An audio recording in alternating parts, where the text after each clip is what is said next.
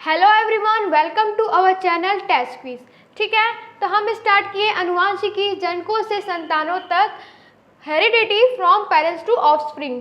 ठीक है, आज के इस क्लास में हम देखते हैं कि लिंग निर्धारण मनुष्यों में कैसे होता है।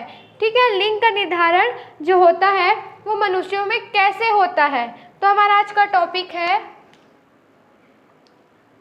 मनुष्यों में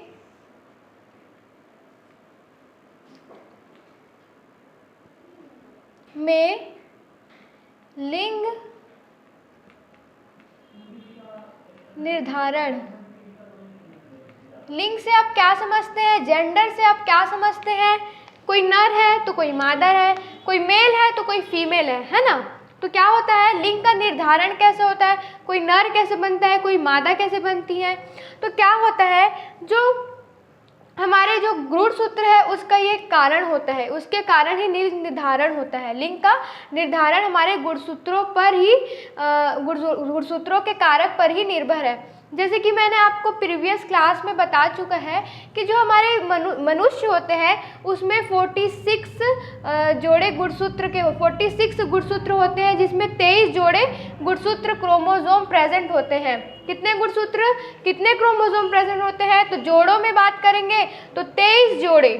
ठीक है, 23 जोड़े गुणसूत्र प्रेजेंट होते हैं मनुष्य में, ह्यूमंस में, और 46 जिसको काउंट करेंगे तो 46 जोड़े प्रेजेंट होते हैं, जिसमें जो 22 रहेंगे उसको हम ऑटोसोम्स कहते हैं। ठीक है, जो 22 जो गुणसूत्र क्रोमोसोम होते हैं उसे हम ऑटोसोम्स कहते हैं, और जो एक जोड़ा बचता है वही लिंग निर्धारण का कारण होता है। तो लिंग निर्धारण किसमें प्रेजेंट कौन कारण रहता है? जो एक जोड़ा 23वां जोड़ा होता है वही एक जोड़ा लिंग का निर्धारण करता है। जैसे कि जो नर है, ठीक है, नर में क्या होगा, XX कारक पाए जाएंगे, फैक्टर्स पाए जाएंगे, गुणसूत्र पाए जाएंगे, और जो मादा है उसमें मादा में XX और नर में XY पाया जाएगा। ठीक है, तो क्या होता है, जब शुक्राणु स्पर्म्स, जो नर के जो शुक्राणु हैं, जो स्पर्म्स है, और जो मादा के जो अंडाणु हैं, वो आपस में परस्पर मिलते हैं और एक युग्मनज मतलब जायगोट बनाते हैं। ठीक है, जो शुक्राणु और अंडाणु, ठीक है, उनके मिलने से युग्मनज बनता है जिसे जायगोट बोलते हैं। उसमें गुणसूत्र की संख्या फिर से द्विगुणित हो जाती है। क्या होता है, अंडाणु शुक्राणु में गुणसूत्र की संख्या आधी होती है। ठीक है, तो जब ये आपस में युग्मनज बनते हैं, जायगोट बनाते हैं, तो इसमें जो संख्या होती है द्विगुणित हो जाती है। अब उसमें क्या होता है, अगर XX मौजूद है, उसमें XS आते हैं, तो वो क्या होती है, जो संतान बनेगी वो होगी आपकी मादा, और अगर उसमें XY प्रेजेंट है तो वो हो जाएंगे नर, उसमें संतान होगा वो क्या होगा, नर पैदा होगा। ठीक है, तो इसमें हम एक डायग्राम से समझते हैं, डायग्राम के थ्रू हम इसे समझते हैं कि ये प्रोसेस होता क्या है।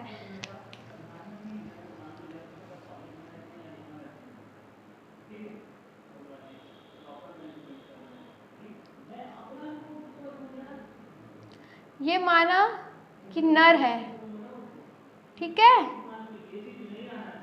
और ये मादा।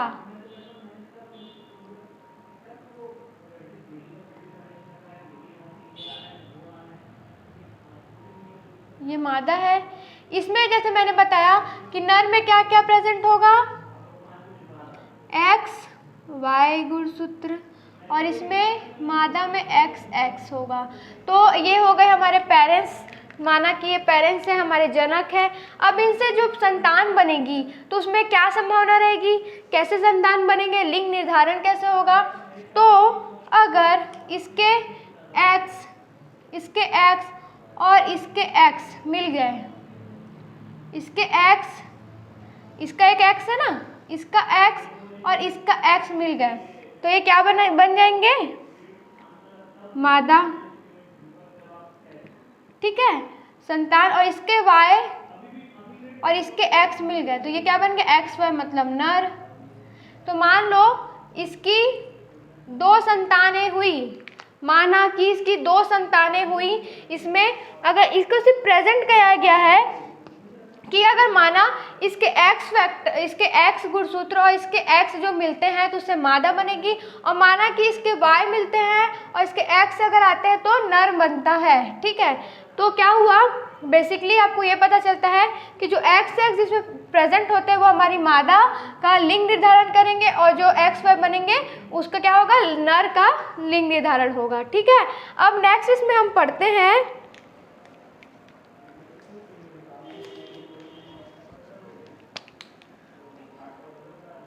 नेक्स्ट इसमें हम देखेंगे जनकों से संतान कारक से जीन।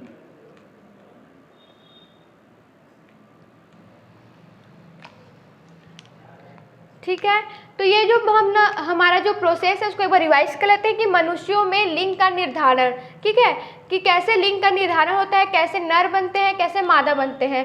तो एक बार रिवाइज कर लेते हैं। हम ह्यूमंस में, मनुष्य में 46 गुणसूत्र, 46 क्रोमोसोम यानी कि जोड़े के रूप में बात करेंगे तो 23 जोड़े गुणसूत्र प्रेजेंट होते हैं, जिसमें से 22 जोड़ों को हम बोलते हैं ऑटोसोम्स, और जो 23वां जोड़ा होता है, जो एक जोड़ा होता है वो लिंग का निर्धारण करता है। ठीक है, लिंग का निर्धारण करता है, जिसमें जो अगर शुक्राणु और अंडाणु की बात करें तो उसमें गुणसूत्र की संख्या आधी रहती है, पर क्या होते हैं, शुक्राणु और अंडाणु के दोनों के मिलने से जो युग्मनज बनता है जिसे जाइगोट बोलते हैं, उसमें फिर से गुणसूत्र की संख्या द्विगुणित हो जाती है। अब क्या होता है, अगर मैंने जैसे आपको बताया कि ये क्या है, ये है हमारा नर, एग्जाम्पल के तौर पे बताया नर है, ये मादा है, तो नर पे जो गुणसूत्र रहेगा, जो लिंग का निर्धारण करेगा वो हमेशा XY रहेगा, और मादा पे रहते हैं XX। माना ये पेरेंट्स है हमारे, ये जनक है, तो अगर कभी, ठीक है, अगर कभी इनमें इनके जो शुक्राणु और इनके अंडाणु से मिलकर जो युग्मनज बनता है जिसमें गुणसूत्र आता है, तो इसमें इसका भी X मिलेगा, इसका भी X मिलेगा, तो XS मिलेंगे, जो संतान बनेंगे उसमें XX जाएगा, तो मतलब कि क्या होगी, मादा होगी, हमेशा XS क्या बोलेंगे, मादा बोलेंगे। कभी अगर उनकी जो संतान बनती है, संतान होती है, उसमें अगर नर का Y जाता है और मादा की X मिलते हैं तो क्या होता है, वो नर पैदा होगा। ठीक है, तो इस तरह लिंग का निर्धारण होता है मनुष्यों में, XY से नर होते हैं, XX से मादा। अब देखते हैं जनकों से संतान कारक से जीन। तो जो मेंडल ने क्या, अनुवांशिकी को समझाने के लिए बहुत सारे प्रयोग दिए। ठीक है, बहुत बड़ा उनका योगदान रहा अनुवांशिकी में। ठीक है, इसलिए उन्हें अनुवांशिकी का जन्मदाता भी कहा जाता है मेंडल को, क्योंकि उन्होंने अनुवांशिकी को समझाने के लिए बहुत सारे प्रयोग किए थे, बहुत सारे अनुमान लगाए, बहुत सारे परिणाम दिए, इसलिए उन्हें अनुवांशिका का जन्मदाता कहा जाता है। अब क्या है, उन्होंने बताया कि जो प्रत्येक लक्षण के लिए एक जोड़ा कारक जिम्मेदार होता है, ठीक है, रिस्पॉन्सिबल रहता है। जो भी लक्षण प्रेजेंट होते हैं तो प्रत्येक लक्षण के लिए एक जोड़ा कारक क्या होता है, रिस्पॉन्सिबल रहता है, जिम्मेदार होता है। अब क्या हुआ, इसके 60 साल बाद जो टिड्डे की प्रजातियों में जो गुणसूत्र पर प्रयोग किए गए, सटन जो वैज्ञानिक थे उन्होंने टिड्डे के गुणसूत्रों पर प्रयोग किया, ठीक है, उनके गुणसूत्रों को समझाने के लिए। अब क्या किया, मेंडली कारक जो होते हैं, जो मेंडल ने बताया, तो मेंडली कारक क्या होते हैं, प्रत्येक जो लक्षण है उसके लिए दर्शाते हैं, जो मेंडली कारक होते हैं प्रत्येक लक्षण के लिए जिम्मेदार होते हैं। तो उन्होंने बताया जो जनक रहते हैं उनमें से जो प्रत्येक जो कारक जोड़ा रहता है उसमें से एक ही जाता है उनकी संतानों पे। ठीक है, जो प्रत्येक जोड़ा रहता है लक्षण के लिए जिम्मेदार, जिसमें एक ही जाता है, एक गुणसूत्र ही जाता है उसके संतानों पे। ठीक है, तो क्या हुआ कि जो हमने पढ़ा था ना बैंगनी फूल में, जब मटर के प्रयोगों को उन्होंने किया तो बैंगनी फूल और सफ़ेद फूल के बारे में बताया, तो बैंगनी फूल और सफ़ेद फूल के लक्षण के लिए उन्हें कोई बीज की अवस्था नज़र नहीं आई। ठीक है, उनके बीज की अवस्था नज़र नहीं आई। सफ़ेद फूल के लिए उसका कारक ही जिम्मेदार है, बैंगनी फूल के लिए भी उसका कारक जिम्मेदार है। तो आगे उन्होंने बताया मेंडल ने कि जो कारक होता है उसे ही उन्होंने जीन का नाम दिया कि कारक को ही जीन कहा जाता है और जीन ही वंशागति के लिए जिम्मेदार होते हैं। ठीक है, जो पीढ़ी दर पीढ़ी जो भी समानताएं जाती हैं, जो सिमिलैरिटीज़ जाती हैं, जो पीढ़ी दर पीढ़ी लक्षण जाते हैं, जो भी होती हैं, वो वंशागति के लिए जो कारक था, कारक को ही उन्होंने जीन की संकल्पना दी। बताया कि कारक ही जो हर लक्षण को दर्शाने के लिए जो रिस्पॉन्सिबल रहते, जिम्मेदार होते, उन्होंने ही उसे जीन कहा। कारक से जीन मतलब कारक को ही उन्होंने जीन कहा और बताया कि जो जीन ही होती हैं जो वंशागति के लिए जो रिस्पॉन्सिबल होते हैं, जिम्मेदार होते हैं। तो जब आगे जो शोध कार्य हुए और इसके आगे में जब हुई अनुवांशिकी आगे बढ़ी और आगे और शोध कार्य हुए, तब डीएनए मिला, डीएनए की खोज की गई। तो डीएनए में क्या हुआ, वह हिस्सा, डीएनए का वह हिस्सा जो जहाँ जो लक्षण पाए जाते हैं, ठीक है, जो कारक जो लक्षण पाए जाते हैं जो दर्शाते हैं उन्हें ही कारक माना गया। ठीक है, वहाँ ही जीन प्रेजेंट होते हैं। तो डीएनए में जो हिस्सा जो प्रोटीन वाला होता है वही जीन का होता है।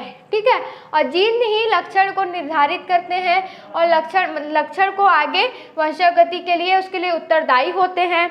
अब जीन में अगर हेर बदल कर दिया जाए, इसमें बदलाव हो जाए तो क्या होती है, नया जीन समूह बनता है। उससे क्या होगी, नया जीन बनेगा, हेर बदल होगा तो नए लक्षण आएंगे और नई प्रजातियां बनेंगी। तो प्रजातियां की अवधारणा किससे दे सकते हैं, जो आनुवांशिक प्रजातियों की अवधारणा से नई प्रजातियां कैसी बनी उसे हम देख सकते हैं। ठीक है, तो बेसिकली जो जनक से संतान मतलब मेंडल ये बताया कि जो प्रत्येक लक्षण होता है उसके लिए कारक ही उत्तरदायी होता है, जिम्मेदार होता है। तो कारक को ही उन्होंने बताया कि ये जीन है और जीन ही जो रिस्पॉन्सिबल है उसके लिए जीन ही क्या है, उत्तरदायी है, उसको जिम्मेदारी होती है कि वंशागति के लिए। ठीक है, जो आगे पीढ़ी दर पीढ़ी जो लक्षण जाते हैं वो जीन ही उत्तरदायित्व होता है जीन का। ठीक है, तो जीन में ही हेरबदल करने से क्या होता है, नए लक्षण उत्पन्न होते हैं, परिवर्तन होता है, बदलाव होता है, जिससे नई प्रजातियां होती है, नए लक्षण वाले प्रजाति देखने को मिलते हैं। इस प्रकार जो मेंडल ने कारक से जीन तक का हमें अवधारणा बताई, जनक से संतानों तक जो कॉन्सेप्ट है उसे क्लियर किया। तो आपको समझ में आ गया होगा होपफुली कि मनुष्यों में लिंग का निर्धारण कैसे होता है, जो हमारे नर है वो कैसे बनते हैं, जो मादा है वो कैसे बनती हैं, और जनक से संतानों तक हमने पढ़ लिया कि क्या क्या कॉन्सेप्ट है, कौन से कारक रिस्पॉन्सिबल होते हैं लक्षण के लिए, और जीन की संकल्पना कैसे है कि जीन कारक से कैसे, कारक को ही जीन कहा गया। ठीक है, क्योंकि कारक ही लक्षणों को निर्धारित करते हैं कि लक्षण जो प्रेजेंट होते हैं वो कारक मतलब कि प्रत्येक जोड़ा रिस्पॉन्सिबल होता है ना। ठीक है, लक्षण के लिए प्रत्येक कारक, एक जोड़ी जो कारक होता है वो रिस्पॉन्सिबल होता है उसका। तो ये था हमारा जनको संतान कारक से जीन। ठीक है, अब ये टॉपिक यहीं तक, हमारा क्लास यहीं तक। मिलते हैं नेक्स्ट क्लास में नए टॉपिक के साथ। तब तक के लिए स्टे ब्लेस्ड, थैंक यू।